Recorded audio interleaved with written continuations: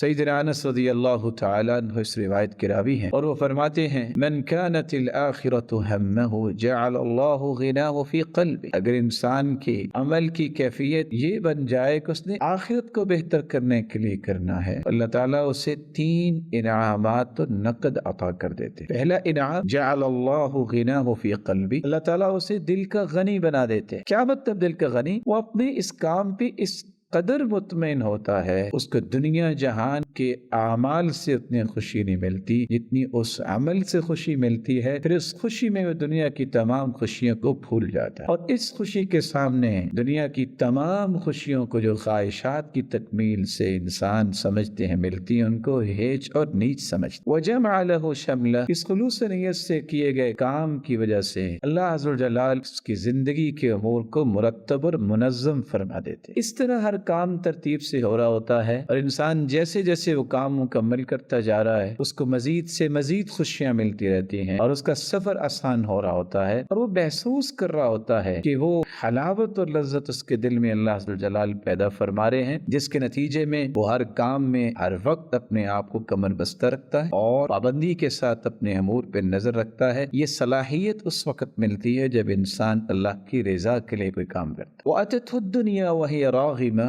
تیسرا انعام اسے ملتا ہے جس پہ اکثر کائنات کے لوگ پریشان ہو جاتے ہیں کہ ٹھیک ہے اخلاص کے ساتھ ہم کام کریں گے، دل کا غنا انسان کو ملے گا اور کام تو مرتب ہوں گے، لیکن زندگی کی گاڑی کیسے چلے گی؟ رسول اکرم صلی اللہ علیہ وسلم نے یہ خوشخبری سنائی ہے، وَأَتَتْهُ الدُّنْيَا وَهِيَ رَاغِمَةٌ، دنیا اس کے پاس اس طرح آتی ہے جس طرح مالک کے سامنے لگام ڈال کر سواری کو پیش کیا جاتا، اور یہی ایک حقیقت ہے امام ابن القیم رحمۃ اللہ علیہ نے بیان کی ہے کہ جو اللہ کے لیے خالص ہو جاتا ہے، اللہ عز و جلال پھر پوری دنیا کو اس کی غلامی کے لیے تیار کر دیتے ہیں۔ لیکن اگر اس کی نیت میں یہ چیز پیدا نہیں ہوتی، وہ کسی اور مقصد اور غرض سے کوئی کام کرتا ہے، تو وہاں رسول اللہ صلی اللہ علیہ وسلم نے 3 ایسی باتوں کا تذکرہ کیا ہے جو محرومیاں اسے نقد ملتی ہیں، اور قیامت کے دن کیا ہوگا یہ اللہ ہی جانتا ہے۔ وَمَنْ كَانَتِ الدُّنْيَا هَمَّهُ جَعَلَ اللَّهُ فَقْرَهُ بَيْنَ عَيْنَيْهِ، کوئی ہیوج پروجیکٹ بھی ڈیل کر رہا ہے، اگر مقصود اللہ کی رضا نہیں ہے تو اس پروجیکٹ کو ڈیل کرنے کے باوجود بھی اس کی آنکھوں کے سامنے فقیری ہر وقت دوڑتی رہتی۔ وَفَرَّقَ عَلَيْهِ شَمْلَهُ، یہ بیچارہ لاکھ صلاحیتوں کا مالک ہوتا ہے، صبح و شام کے